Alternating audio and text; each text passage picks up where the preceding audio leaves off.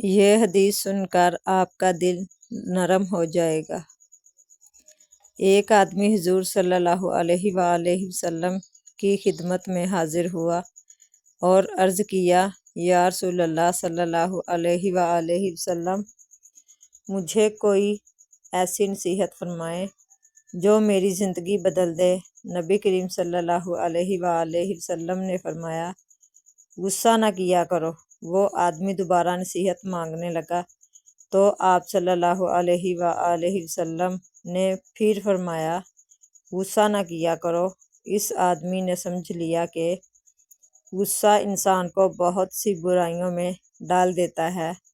جو شخص اپنے غصے پر قابو پا لیتا ہے، اللہ تعالیٰ اس سے راضی ہو جاتا ہے۔